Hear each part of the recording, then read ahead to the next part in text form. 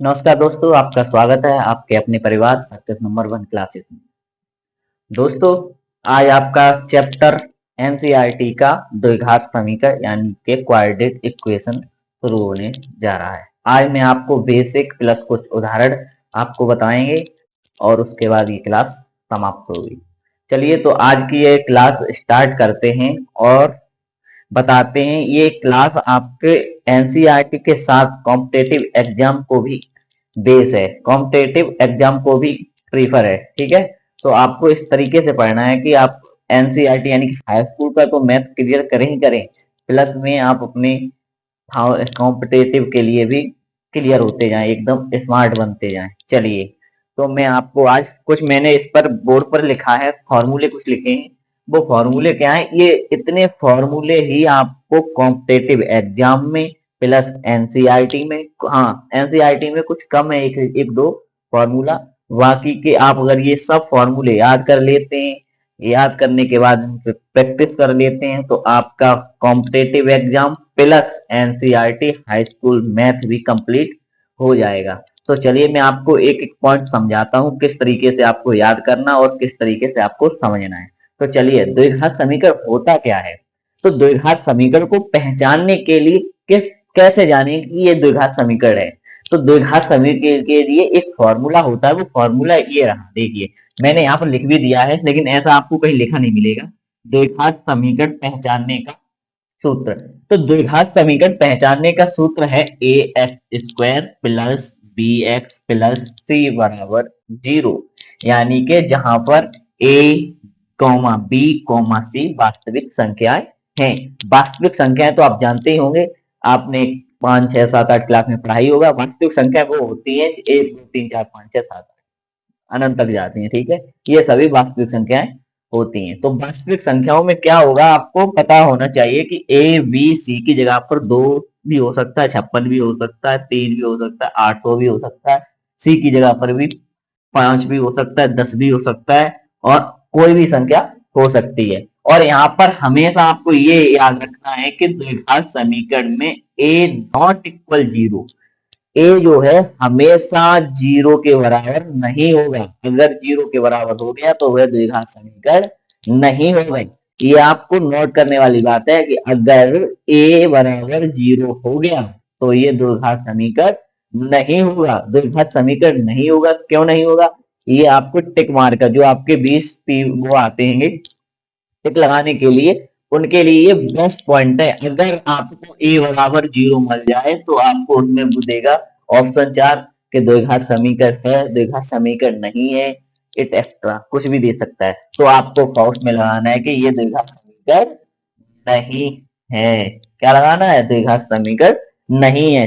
तब लगाना जब ए नॉट इक्वल यानी सॉरी ए बराबर 0 हो। अगर ए बराबर नॉट इक्वल 0 है तो वह द्विघात समीकरण होगा। चलिए अब ये फॉर्मूला आप समझ गए होंगे, तो ये बस पहचानने के लिए है। अगर इस थीम में आपको मिल रहा है कोई तो वह समीकरण इस थीम में मिल रहा है तो वह द्विघात समीकरण होगा। आपको ये पहचानने के लिए a x square plus b x plus c, a की जगह पर 1 भी हो सकता है लेकिन 0 नहीं हो सकता। ठीक है, बी की जगह पर भी 1 हो सकता है, यहाँ पर 0 हो भी सकता है और नहीं भी हो सकता है। ठीक है, और यहाँ पर भी 0 हो सकता है और नहीं भी हो सकता है, लेकिन यहाँ पर कभी भी एक की जगह पर 0 नहीं होगा, हमेशा याद रखना। ठीक है, चलिए तो ये पहला पॉइंट आपका क्लियर हो गया। अब चलते हैं दूसरे पॉइंट पर। दूसरा पॉइंट क्या है कि अगर आपको समीकरण a x square plus b x plus c बराबर 0 के रूप में दिया है, किसके रूप में दिया है? A x square plus b x plus c बराबर 0 के रूप में दिया है, तो इनके मूल होते हैं अल्फा प्लस बीटा। अगर अब सवाल में आप समझो, बात को समझो, अगर ये समीकरण दे दिया और आपसे कहा कि इसके मुझे मूल बताइए, उसने निकलवा लिया आप पर मूल, तो उसने कही कि इसके 2 मूल बताइए, तो आप अल्फा प्लस बीटा इन्हें पहचानने के लिए आप कुछ भी मान सकते हैं, alpha beta a b c d gamma पामा कुछ भी मान सकते हो, उससे कोई फर्क नहीं पड़ता है। अगर अल्फा प्लस बीटा है तो ये 2 मूल हैं इस समीकरण के, 2 मूल। तो आपने एक फॉर्मूला पढ़ाई होगा, बहुत ही फेमस फॉर्मूला है धनाचार्य का सूत्र। धनाचार्य के सूत्र से एक बार अल्फा निकलता है और एक बार बीटा निकलता है, minus B plus under root b square minus 4ac upon 2a। Beta बराबर minus b minus under root b square minus 4ac upon 2a। ये वाले में देखो ये माइनस रहा और इसमें देखो ये प्लस रहा, बस इसका तुम्हें ध्यान रखना है, ये प्लस माइनस का आपको ध्यान रखना है, ठीक है। चलिए तो आप, मैं समझता हूं ये भी कंप्लीट हो गया आपका फॉर्मूला, ये भी कंप्लीट हो गया, बस ठीक है। अब चलते हैं आगे बढ़ते हैं तीसरे फॉर्मूले पर, ये है विभक्तर। क्या है विभक्तर? हिंदी में बोलते हैं विभक्तर और इंग्लिश में बोलते हैं डिस्क्रिमिनेट, डिस्क्रिमिनेट। चलिए तो मैं आपको बताता हूं कि डी बराबर होता है बी स्क्वायर माइनस 4ac, यानी कि आप इसकी जगह पर डी लिख सकते हो, इसकी जगह पर आप चाहें तो क्या लिख सकते हो, डी लिख सकते हो। चलिए तो ये तो एक नॉर्मल फॉर्मूला हो गया। अब आगे बढ़ते हैं चौथे फॉर्मूले की तरफ में। चौथा फॉर्मूला क्या है, लेकिन ये नॉर्मल तो है लेकिन आपको लगता होगा सरल, लेकिन इसका कॉम्पिटेटिव एग्जाम में बहुत महत्वपूर्ण, इसका बहुत महत्व है। चलिए तो अगला देखते हैं। चौथा, चौथा क्या कहता है? चौथा कहता है कि यदि समीकरण, देखिए एक पहचानने वाला, इसी से पता चल रहा है ये भी एक द्विघात समीकरण है।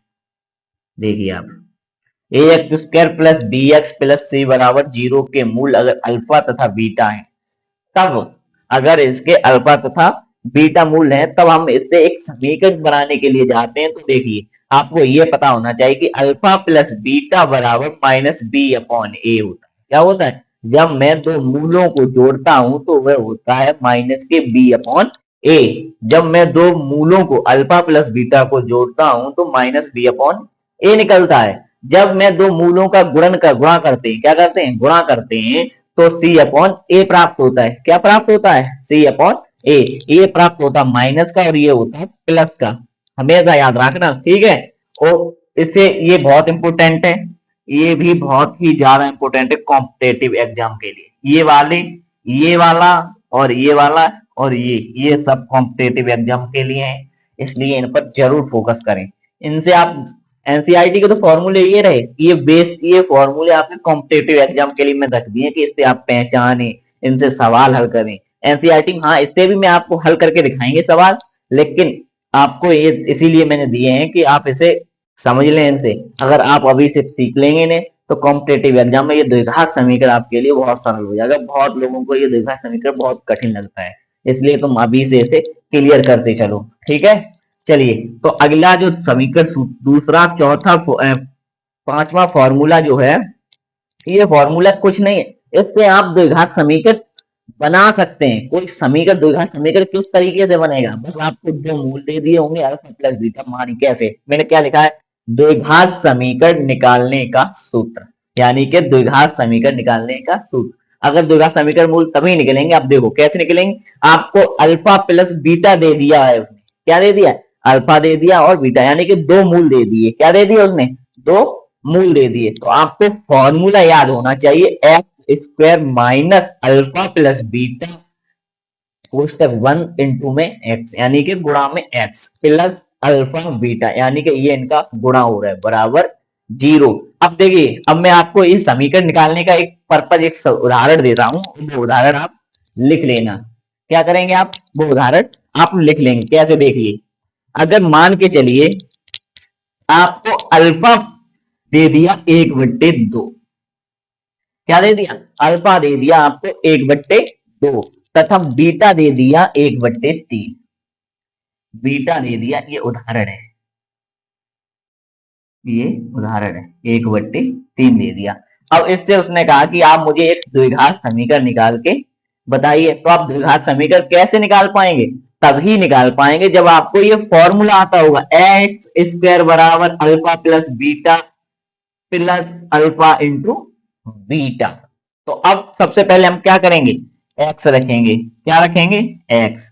मैं आपको एक तो इसका देखिए, चलिए मैं इसे हल करता हूं कि इसी तरह देखो क्या लिखना है आपको, ये फॉर्मूला ही लिखना, एक्स स्क्वायर माइनस, उसके बाद कोष्टक में अल्फा प्लस बीटा, अल्फा आपको कितना दिया है 1/2 प्लस बीटा कितना दिया है 1/3, कोष्टक 1 into x plus alpha into beta.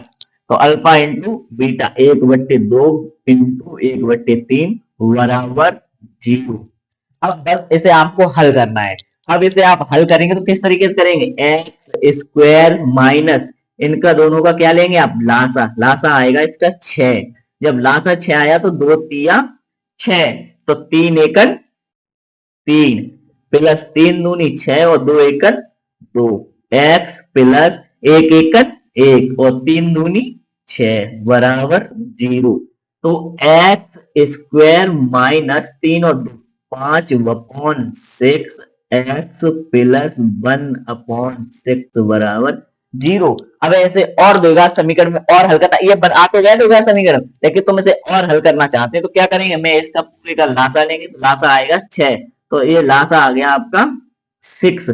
जब 6 लासा आया तो इसके पास 1 है तो 6 एकन 6x स्क्वायर माइनस के 5x प्लस का 1 बराबर 0। और ये इधर भाग में है तो इधर चला जाएगा गुणा में। जब पल्ली साइड गुणा में जाएगा तो 6 का गुणा 0 से होगा तो क्या हो जाएगा 0। तो आपका समीकरण क्या निकला, आपका समीकरण निकला 6x स्क्वायर माइनस के 5x प्लस 1 बराबर 0। ये आपका एक समीकरण निकल आया। किससे निकला, इससे आपको दो मूल दे दिए थे और उससे आपने ये एक द्विघात समीकरण निकाल दिया। देखिए अब द्विघात समीकरण तुम अक्सर, ये द्विघात समीकरण कैसे है, तो द्विघात समीकरण ये ऐसे है। देखिए ये इस समीकरण को पुटअप करके देखते हैं, bx plus c, bx plus c. तो देखिए ax square plus b plus c x, इससे कोई मतलब नहीं, माइनस प्लस से कोई मतलब नहीं, फर्क नहीं पड़ता है, ठीक है। इसमें देखिए अब ये वाली देखो, a आ रहा है, ये b आ रहा है और c आ रहा है, तो ये तीनों चीजें आपको मिल रही, तो इसलिए ये द्विघात समीकरण है। तो ये क्या है, एक द्विघात समीकरण है। तो आपको ये फॉर्मूले के नीचे ये वाला उदाहरण लिख लेना है, ठीक है। चलिए तो ये भी बात आपको क्लियर हो गई। जब ये भी बात आपको क्लियर हो गई तो मैं इसे निकाल देता हूं, आपने नोट कर लिया होगा, मैं हट गया हूं। चलिए ठीक है, तो फिर आगे बढ़ते हैं। अब आगे बढ़ते हैं तो क्या है, अब मैंने एक आपको सारणी दी है, ये देखिए आप इसे देखिए, कुछ समझ में आ रहा है आपको, मुझे मालूम है कुछ नहीं समझ में आ रहा। चलिए तो मैं आपको बताता हूं क्या है। ये आपके लिए बहुत ही इंपॉर्टेंट है, आपके टिक मार्क का जो आपके 20 क्वेश्चन आते हैं उसमें से द्विघात समीकरण के 2-3 प्रश्न पूछ लिए जाते हैं। अगर 2-3 प्रश्न पूछ लेती है उसमें से अगर 1-2 सवाल इससे फंस गया तो हमारा काम तो हो गया। अगर इन 4 फॉर्मूले से, इन 4 समीकरणों से, ये समीकरण नहीं है, बहुत छोटी चीज है, अगर इन 4 चीजों से हमारे अगर 4-2-3 नंबर पक्के हो रहे हैं तो आप क्या लोगे, बस 3 चीजें हैं, 3 से आपके क्लियर हो रहे हैं 3 नंबर, तो बस इन्हें देख लेना, आपको अच्छे से कर लेना है। तो मैं आपको बताता हूँ, चलिए कैसे करेंगे इन्हें। तो मैंने आपको बताया कि ये दिया है डी का मान, यहाँ पर लिखा है मूलों की प्रकृति। आपको समझ नहीं आ रहा तो मैं बोलता जा रहा हूँ और आप ये मेरे शब्दों को समझते जाना। ये लिखा है मूल, क्या लिखा है, मूल। तो आपको कुछ नहीं करना है, अगर इस नंबर में मैंने क्या कहा है, डी अगर लेस देन है 0, यानी कि 0 से बड़ा है डी, बात को समझना, 0 से बड़ा है डी। जब 0 से बड़ा है डी तो एक पूर्ण वर्ग है, ये क्या है, एक, आपके लिए तो इतना समझना है 0 से बड़ा है डी, ये आपके एनसीईआरटी में दिया है 0 से बड़ा है डी, लेकिन ये बात नहीं दी है, ये कॉम्पिटेटिव एग्जाम के हिसाब से मैंने लिखा है एक पूर्ण वर्ग है। क्या है, अगर एक पूर्ण वर्ग है तो ये वाली जो ब्लैक में मैंने या इंक से लिखा है वो तो एक कॉम्पिटेटिव एग्जाम को नोट किया है मैंने उससे, इसमें क्या है, परमेय तथा असमान मिलेंगे। तो आपको मूलों की प्रकृति किस प्रकार की मिलेगी, परमेय होगी या फिर असमान होगी। कैसी होगी, या तो परमेय होगी या असमान होगी। लेकिन आपके एनसीईआरटी में लिखा है यदि 0 से बड़ा है डी, यानी कि 0 से बड़ा है डी, यानी कि ये फॉर्मूला 20/-4 इसमें लगा करके देखेंगे, अगर ये 0 से बड़ा आ रहा है, अगर ये 0 से बड़ा आ रहा है डी तो ये क्या होंगे, परमेय हो गए तथा असमान होंगे। अगर आपके एनसीईआरटी में दिया है तो दो विभिन्न वास्तविक मूल्य होते हैं, तो आपको दो भिन्न वास्तविक मूल्य प्राप्त होंगे। इसमें कहा क्या है, अगर जीरो से बड़ा है डी, मैं बार बार कह रहा हूं क्योंकि ये बहुत इंपॉर्टेंट है, बार बार समझा रहा हूं। अगर जीरो से बड़ा है डी तो दो भिन्न भिन्न अल्फा बीटा भिन्न भिन्न मिलेंगे आपको। अल्फा का मान अलग होगा, बीटा का मान अलग होगा, ये मूलों का जो मान है वो अलग अलग होगा, ठीक है। उसमें ऊपर ये उसके लिए कॉम्पिटेबिलिटी, तो परमेय होंगे तथा असमान होंगे, ठीक। तो फॉर्म मूल निकलेंगे किससे, इससे minus B plus minus under root D upon root 2a, तो इससे अल्फा बीटा दोनों निकलेंगे, क्योंकि मैंने ये अभी बताया, ये देखो अल्फा प्लस बीटा, उसमें देखो एक ही में प्लस माइनस लगा दिया, इसमें मैंने अलग अलग किया, इसमें एक में प्लस है एक में माइनस है, ठीक है। अब ये वाला आपके एनसीईआरटी में नहीं है, ये दूसरा पॉइंट जो है वो आपके एनसीईआरटी में नहीं है, ये कॉम्पिटेटिव एग्जाम से मैंने उठाया है और मैंने आपको समझाने की कोशिश कर रहा हूं। तो देखिए इसमें भी क्या है, जीरो से बड़ा है डी, बात को समझे, जीरो से बड़ा है डी लेकिन एक पूर्ण वर्ग नहीं है।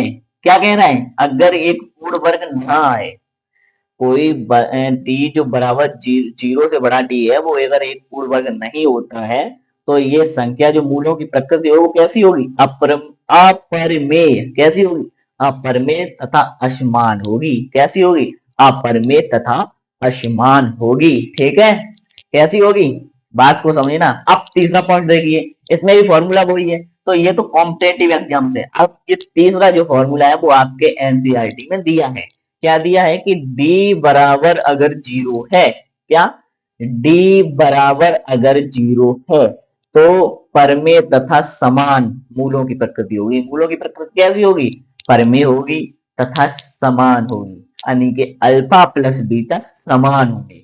वो क्या कह रहा है, अल्फा तथा बीटा समान होंगे, लेकिन आपके एनसीईआरटी में क्या लिखा है, दो बराबर मूल प्राप्त होंगे। कैसे प्राप्त होंगे, दो बराबर मूल प्राप्त होते हैं। कैसे प्राप्त होते हैं, दो बराबर मूल प्राप्त होते हैं। अब इसमें क्या कहा है, तो इसके लिए देखो प्रत्येक बराबर, अगर आपको डी बराबर जीरो दे दिए तो आप डायरेक्ट इसे लगा सकते हैं और यहाँ से आप अल्फा प्लस बीटा निकाल सकते हैं, माइनस बी अपॉन 2a से, यहाँ से डायरेक्ट अल्फा और बीटा आपके निकल आएंगे। लेकिन अल्फा प्लस बीटा होंगे कैसे, समान होंगे, ठीक। अब आगे चलिए, अब मैं आगे चौथे पॉइंट पे बढ़ता हूँ। ये आपके एनसीईआरटी में भी दिया है और ये कॉम्पिटेटिव एग्जाम में भी है, जैसा लिखा है ऐसा ही है, दोनों कोई अंतर नहीं है। डी अगर जीरो से छोटा है, जीरो से छोटा है डी, बात को समझे ना, अगर जीरो से छोटा है डी यानी कि विभक्ता अगर तुमने इस फॉर्मूले में रखा और डी आपका जीरो से छोटा है यानी कि माइनस में आ रहे हैं, किस में आ रहे हैं, माइनस में, तो कोई भी वास्तविक मूल प्राप्त नहीं होंगे, कोई वास्तविक मूल नहीं प्राप्त होंगे। समझ में आ गई बात आपको, तो आपको कोई भी वास्तविक मूल प्राप्त नहीं होंगे। तो मैंने आपको ये पूरा जो बेसिक था वो मैंने आपको बताने की समझाने की कोशिश की है। इन इतने ही जितना ये बोर्ड पर दिया है, अगर आपने इतने को कंठस्थ याद कर लिया, कंठस्थ रिवीजन कर लिया, कंठस्थ इसके सवाल अच्छे से लगा लिए, तो आपका